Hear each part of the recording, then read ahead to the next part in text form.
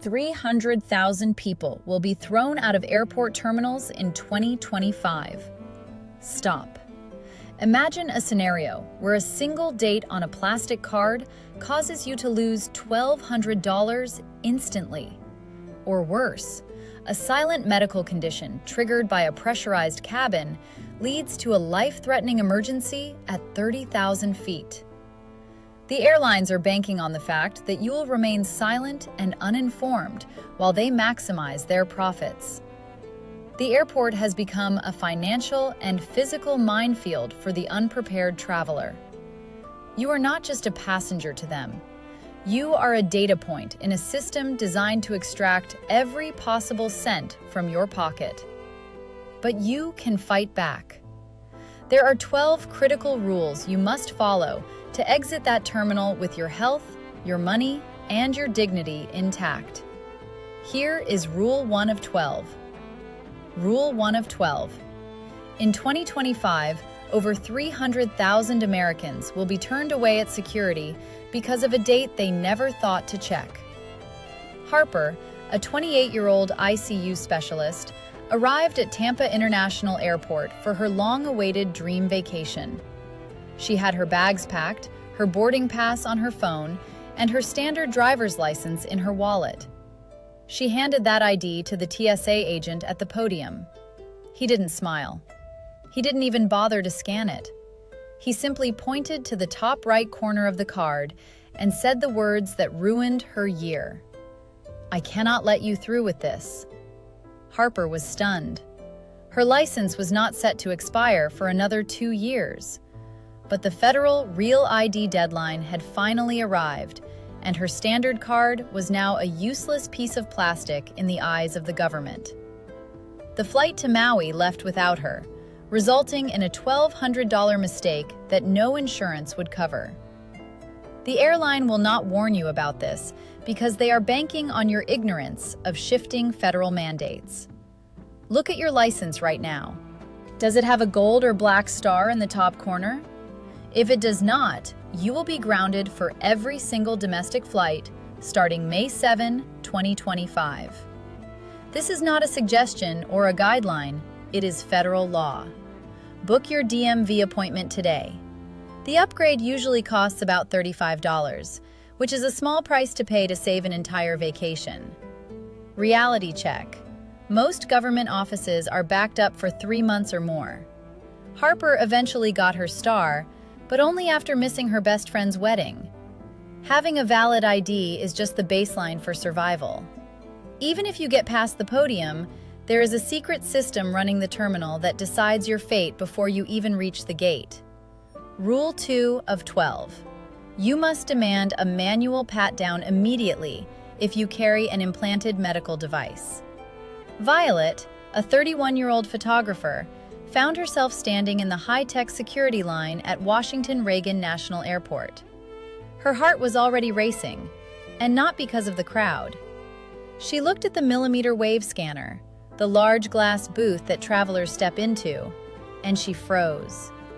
Violet knew that the electromagnetic interference from these advanced machines could potentially disrupt the settings on her pacemaker. Despite this, the TSA agents were ushering travelers through like cattle, shouting instructions to keep the line moving at all costs. The pressure to conform was intense. One wrong move in that scanner could mean a medical crisis, while flying at 500 miles per hour over the Atlantic. Panic is a choice, but so is safety. Here is the fix.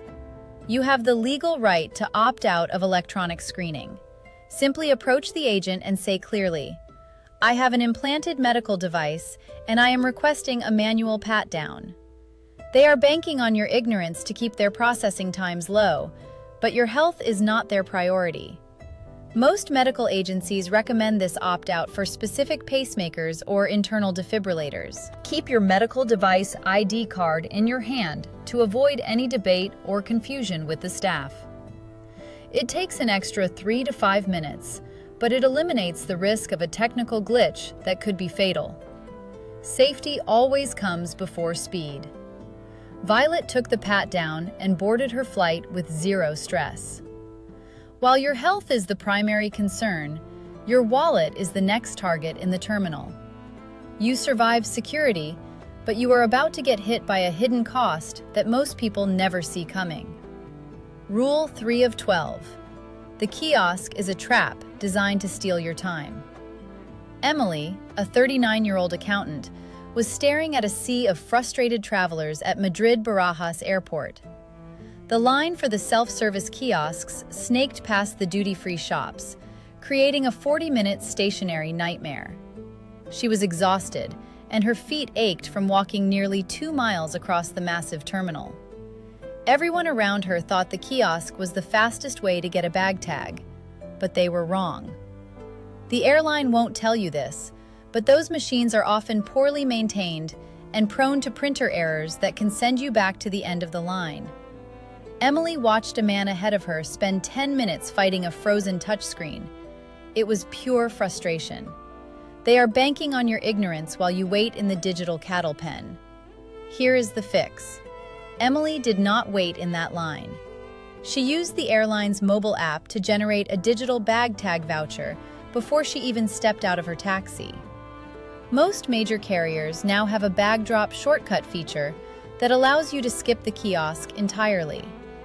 You walk straight to the bag drop only counter, show the QR code on your phone, and a human agent prints your tag in 10 seconds. In Madrid, specifically in Terminal 4, some airlines even offer express drop zones that most people walk right past because they are blinded by the crowd. It usually works, but you must check the app requirements before you reach the terminal. Emily made it to the gate with an hour to spare for a coffee.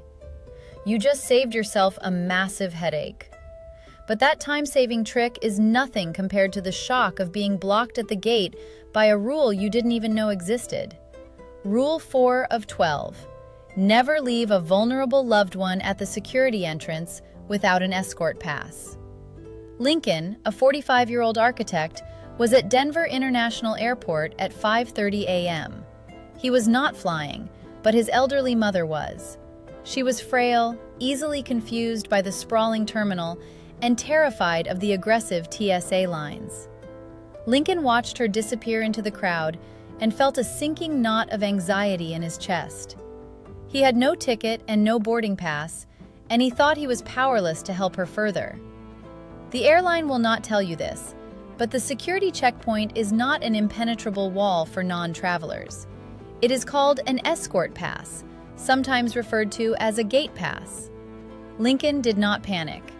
He went to the check-in counter and explained to the agent that his mother required physical assistance to reach her gate safely. The agent verified both of their IDs and printed a slip of paper that looked exactly like a regular boarding pass. This pass allowed Lincoln to clear the standard TSA screening, walk through the security lanes, and sit with his mother at gate B32 until the very moment her plane began boarding. Most people assume you must pay for a seat to get airside, but that is simply not true. They are banking on your ignorance, but agents often grant these passes for those assisting the elderly, minors, or individuals with disabilities. You still have to follow the 3.4-ounce liquid rule, but you are no longer stuck at the curb. Lincoln saw her off safely, ensuring she was in the hands of the flight crew before he left. You saved the day for your family, but once those cabin doors close, you are at the mercy of the airline's logistics. Rule 5 of 12. Over 15,000 mobility aid complaints are filed with the Department of Transportation every single year. Daniel, a 52-year-old history teacher, learned this lesson the hard way at Baltimore Washington International Airport. He had requested wheelchair assistance weeks in advance when he booked his flight to visit his daughter.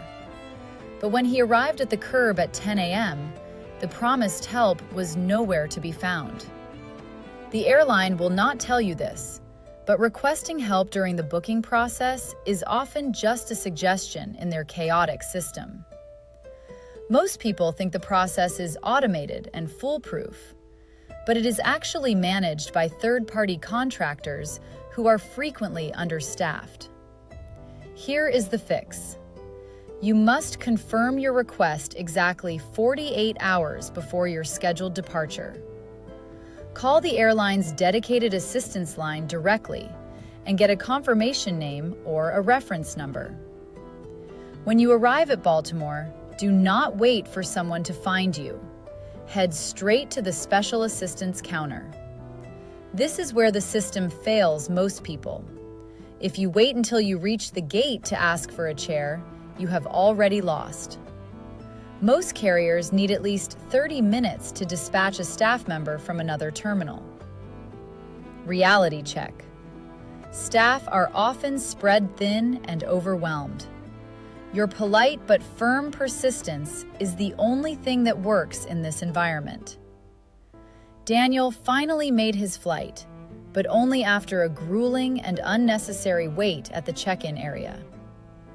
Preparation is your only leverage in a system that views service as an optional expense. But wheelchair logistics won't help you if you are stopped for carrying a basic bottle of water. Rule 6 of 12. You should freeze your water bottle solid before heading to the airport. It sounds like a strange life hack, but it is a legitimate tactical move to save money. Asher, a 26-year-old web developer, was tired of being price gouged at Kansas City International Airport. He felt like the airport was treating his wallet like an open buffet, charging $6 for a basic bottle of water. This is where they squeeze you for every dime. They profit from the fact that federal regulations prohibit liquids over 3.4 ounces from passing through the checkpoint. But there is a loophole that the vendors hope you never discover.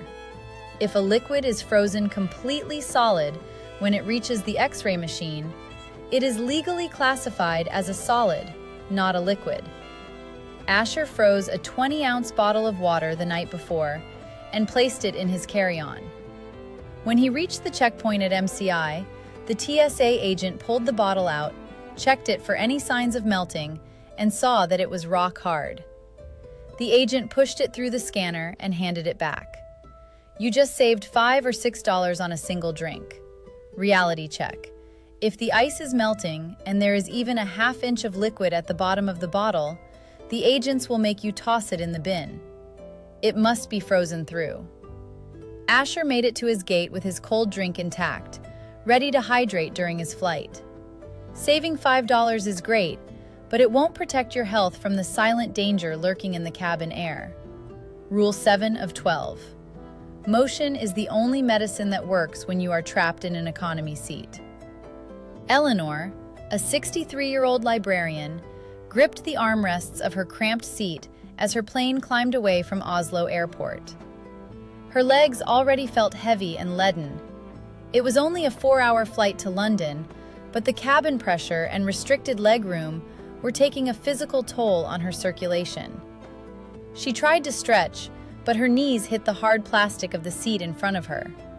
Most travelers believe that a few hours of sitting is harmless, but they are dangerously wrong. Prolonged immobility in a pressurized cabin can lead to deep vein thrombosis, or blood clots that can travel to your lungs and become fatal. The airline won't tell you this because they would rather keep you strapped in your seat to minimize the workload for the cabin crew. Eleanor's right calf started to throb with a dull, persistent ache that felt like more than just a cramp. Stop. Here is the fix. You do not need an aisle seat to stay safe from clots. Every 30 minutes, you must perform ankle pumps by flexing your feet up and down 20 times. This simple action mimics the muscle contractions of walking and keeps your blood moving toward your heart. Eleanor started her exercises immediately, feeling the circulation return to her extremities. You should also drink at least 8 ounces of water every hour to prevent your blood from thickening due to dehydration. You might feel a bit silly doing calf raises in the galley, but it is far better than a trip to the emergency room upon landing. Your health is your own responsibility, not the airline's. But even a healthy body can't protect a bank account from a massive insurance trap. Rule 8 of 12. Your Medicare card is essentially a worthless scrap of paper the moment your plane leaves United States soil. Most seniors and their families assume they are covered for medical emergencies internationally, but they are not. Take Mia, a 41-year-old real estate agent from Salt Lake City. She was flying to London with her father to celebrate his retirement. Halfway across the Atlantic, her father began complaining of sharp, crushing chest pain. Mia was terrified. She realized in that moment that a medical emergency in a foreign country could easily bankrupt her family. The airline will not tell you this, but your domestic health insurance almost always stops at the shoreline. They are banking on your ignorance, and the safety net you rely on is gone the moment you clear customs. Here is the fix. Before leaving Salt Lake City, you must realize that standard Medicare offers zero coverage outside the 50 states. You need to purchase dedicated travel medical insurance, or verify that your specific Medigap plan offers a foreign emergency care rider. These specialized policies often cost less than $40, less than the price of a single overpriced airport meal. Mia's father's scare turned out to be severe indigestion, but it was a massive wake-up call. Reality check. Even the Medigap plans that do cover international travel often have a lifetime limit of $50,000 and a high deductible. For a major heart procedure in Europe, you are largely on your own. Mia made it home safely, but insurance coverage won't matter if you are blocked from entering the country entirely. Rule 9 of 12. In many countries, a passport that expires in 5 months is treated as if it has already expired. You think you are safe because the date on the page says you have time, but the system is rigged against you. Layla, a 22-year-old graphic designer from Seattle, learned this at Helsinki Airport. She was headed to a dream workshop in Estonia and had her documents ready. The gate agent scanned her passport, looked at the screen, and stopped. "I cannot let you board this flight," he said flatly. Layla was stunned. Her passport was not set to expire for another 150 days. Her disbelief turned to anger as she argued that the document was still valid. But the agent simply pointed to the regulations on his monitor. Most travelers do not realize that many regions, including the 29 countries in the Schengen area, require at least 6 months of passport validity beyond your intended date of departure. If you have 5 months and 29 days left, you are grounded. There is no refund and no mercy from the airline. Here is the fix. Check your expiration date exactly 6 months before any international flight. If you are even close to that window, renew your passport immediately. Do not wait for the last minute. Reality check. Some airlines might miss this detail at the initial check-in, but border control officers certainly will not. Layla lost $1,200 that day because of a few weeks of missing validity. It was a cheap seat, but an incredibly expensive mistake. But losing a flight is only the beginning of the financial traps the industry has set for you. Rule 10 of 12. You must check your specific fare class before you pay a single dime for a ticket. Matteo, a 36-year-old financial advisor from Boston, thought he had found the deal of a century. He discovered a round-trip ticket from Nice, France, back to the United States for only $300. He was ecstatic and booked it instantly. But the airline was banking on his ignorance of the fine print. When Matteo reached the check-in counter in Nice, the agent delivered the financial blow. That cheap ticket was a restricted basic economy fare. Matteo's carry-on bag, which he had carried for years, was now subject to a $75 fee because it exceeded the strict personal item dimensions of 18 by 14 by 8 inches. Then came the next charge. His seat assignment cost another $50, just so he wouldn't be stuck in a middle seat at the back of the plane. Suddenly, His bargain flight costs significantly more than a standard economy ticket.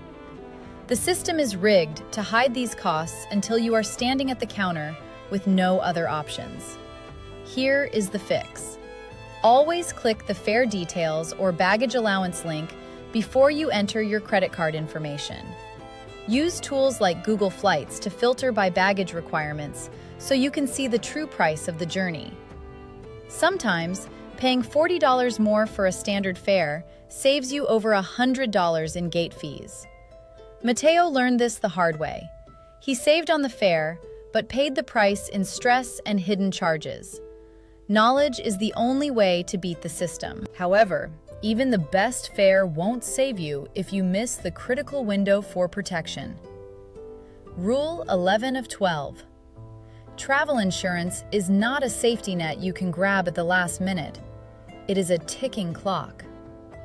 Levi, a 55-year-old software engineer, sat in his apartment in Las Vegas and clicked the confirm button on a flight to Hawaii.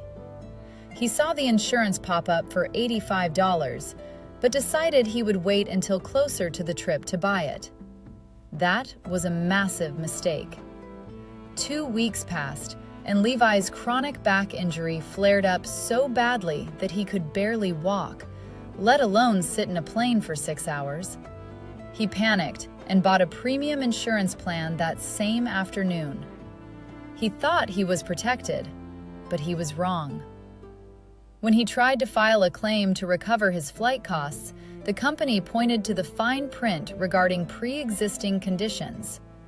Because he did not purchase the policy within 14 days of his initial flight deposit, he was locked out of the waiver that covers existing medical issues. The airline will not tell you this. They want you to think insurance is a generic product you can buy anytime. But it is actually a highly regulated contract. Top-tier policies only offer waivers for pre-existing conditions if you buy them within that strict 14-day window. They are banking on your ignorance to avoid paying out claims. Buy your insurance early. It costs the exact same amount on day 1 as it does on day 20, but the protection it provides is vastly different. Levi lost $1,200 because he waited just a few days too long. Don't be like Levi. If you wait, you lose. It is that simple. But even with insurance, you can still lose your seat if you trust the old rules of the terminal. Rule 12 of 12. The old rule of arriving 2 hours before your flight is officially dead.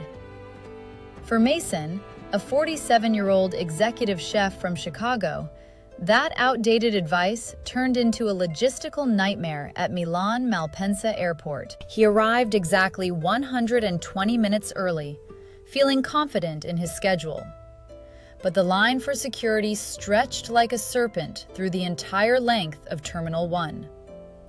He watched the clock tick from 10:30 a.m. to 11:15 a.m., while he was still hundreds of feet from the scanners. Panic began to set in. By the time Mason finally reached his gate, the jet bridge had already been pulled back and the doors were locked. His dream vacation vanished before his eyes. The airline will not tell you this, but increased security protocols and chronic staff shortages mean that the old timeframes will no longer get you to your seat on time. In 2026, the complexity of international travel will only increase. Here is the fix. For any major international hub like Milan or London, you now need at least 3.5 hours of buffer time. Check the airport's official app for live security wait times before you even leave your hotel. If the reported wait is over 45 minutes, add another full hour to your travel plan. Mason lost $1,200 on a non-refundable ticket because he trusted a rule from a decade ago. Do not let a clock ruin your trip. This extra time works most of the time to keep your stress low and your seat secured. If you do not know these rules, The airport will take your money every single time you step through those sliding doors. Stop overpaying today. Subscribe and let's beat the system together.